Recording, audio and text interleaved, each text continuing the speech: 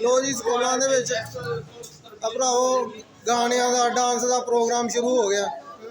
ਇਹਦੇ ਪ੍ਰੋਟੈਸਟ ਵਾਸਤੇ ਹੀ ਅਸੀਂ ਸਕੂਲੇ ਆਏ ਆ। ਸਕੂਲ ਵਾਲੇ ਅੱਗੇ ਟੀਚਰ ਕਹਿ ਰਿਹਾ ਕਿ ਲੋ ਜੀ ਸਾਨੂੰ ਉੱਪਰੋਂ ਆਰਡਰ ਰੋਕਣ ਵਾਸਤੇ ਜਿਹੜਾ ਨਾ ਉਹ ਸਾਰੇ ਮਹੱਲੇ ਵਾਲੇ ਪਿੱਛੇ ਮਾਸ਼ਾਅੱਲਾ ਆਵਾਮ ਢੇਰ ਸਾਰੀ ਖੜੀ। ਆਵਾਮ ਕਹਿ ਰਹੀ ਹੈ ਕਿ ਜੀ ਅਸੀਂ ਇਹ ਸਾਨੂੰ ਮਨਜ਼ੂਰ ਨਹੀਂ ਗਾ ਕਿ ਸਾਡੇ ਬੱਚੀਆਂ ਜਿਹੜੀਆਂ ਉਹ ਕੰਜਰਾਂ ਵਾਲਾ ਕੰਮ ਕਰਨ। ਅਸੀਂ ਜਿਹੜਾ ਨਾ ਇਹਦੀ ਰੋਕਥਾਮ ਵਾਸਤੇ ਇਨਸ਼ਾਅੱਲਾ ਹਰ ਤਰ੍ਹਾਂ ਦੇ ਪ੍ਰੋਟੈਸਟ ਵਾਸਤੇ ਤਿਆਰ ਹਾਂ ਤੇ ਇਨਸ਼ਾਅੱਲਾ ਹਰ ਤਰ੍ਹਾਂ ਇਹਨੂੰ ਰੋਕਿਆ ਜਾਏਗਾ।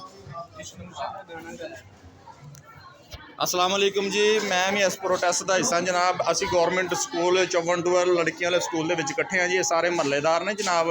तो सुबह ਜਿਹੜਾ असैम्बली ਦੇ ਵਿੱਚ ਪਹਿਲੇ ਹਮਦੋਨਾਤ ਤੇ दूसरे इस्लामी तौर तरीके सिखाने तो इलावा ਜਿਹੜੇ ਵੀ ਮਾਮਲਾਤ ਹੁੰਦੇ ਸਨ ਉਹ ਅਲਹਮਦੁਲਿਲਾ ਸਕੂਲ ਦੇ ਵਿੱਚ ਹੁੰਦੇ ਸਨ। ਲੇਕਿਨ ਇਹ ਨਵਾਂ ਕਾਨੂੰਨ ਹੈ ਜਿਹੜਾ ਜਿਹਦੇ ਵਿੱਚ ਤੁਸੀਂ ਕਹਿ ਲਓ ਕਿ ਬੱਚਿਆਂ ਨੂੰ ਗਾਣੇ ਸਿਖਾਏ ਜਾ ਰਹੇ ਨੇ, ਬੱਚਿਆਂ ਨੂੰ ਡਾਂਸ ਪ੍ਰੋਗਰਾਮ ਦਾ ਮਤਲਬ ਗੌਰਮੈਂਟ ਵੱਲੋਂ ਸਰਕਾਰੀ ਆਰਡਰ ਹੈ ਕਿ ਤੁਸੀਂ ਜਿਹੜਾ ਬੱਚਿਆਂ ਨੂੰ ਗਾਣਿਆਂ ਦੇ ਪ੍ਰੋਗਰਾਮ ਦੇ ਵਿੱਚ ਲੈ ਕੇ ਆਓ।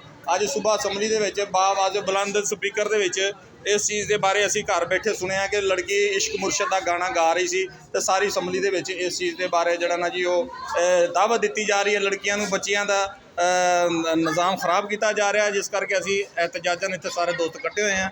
ਤੇ ਇਹ ਪੋਸਟ ਅਸੀਂ ਸ਼ੇਅਰ ਕਰਨਾ ਚਾਹ ਰਹੇ ਹਾਂ ਕਿ ਜਿਹੜੇ ਵੀ ਦੋਸਤ ਇਸਲਾਮੀ ਅਕਾਇਦ ਦੇ ਉੱਪਰ ਆਪਣੀ ਬੱਚੀਆਂ ਨੂੰ ਜਾਂ ਆਪਣੇ ਮਾਸ਼ਰੇ ਨੂੰ ਲੈ ਕੇ ਜਾਣਾ ਚਾਹ ਰਹੇ ਆ ਤੇ ਉਹ ਸਾਡੇ ਨਾਲ ਇਸ एहतजाज ਦਾ ਹਿੱਸਾ ਬਣੋ ਜਨਾਬ। ਅਸੀਂ ਤੁਹਾਡੇ ਸਾਰਿਆਂ ਦੇ ਸ਼ੁਕਰਗੁਜ਼ਾਰ ਹਾਂ। ਤੇ ਇਹ ਜਿਹੜਾ एहतजाज ਕਰਨ ਆਇਆ ਜਨਾਬ ਕਿ ਸਾਡੀ ਜ਼ਾਤੀ ਮਾਮਲਾ ਨਹੀਂ ਗਾ, ਜ਼ਾਤੀ ਇਸ਼ੂ ਨਹੀਂ ਗਾ। ਸਾਡੀਆਂ ਬੱਚੀਆਂ ਨੇ, ਤੁਹਾਡੀਆਂ ਬੱਚੀਆਂ ਨੇ, ਇਹ ਸਾਡੇ ਮਾਸ਼ਰੇ ਦਾ ਆਲਮੀ ਆ। ਇਸ ਕਰਕੇ ਅਸੀਂ ਜਨਾਬ ਸਾਰਿਆਂ ਅੱਗੇ ਰਿਕੁਐਸਟ ਕਰਨੇ ਆ ਕਿ ਤੁਸੀਂ ਜਿਹੜਾ ਨਾ ਇਸ एहतजाज ਦਾ ਹਿੱਸਾ ਬਣੋ। ਬਹੁਤ ਮਿਹਰਬਾਨੀ। अस्सलाम वालेकुम।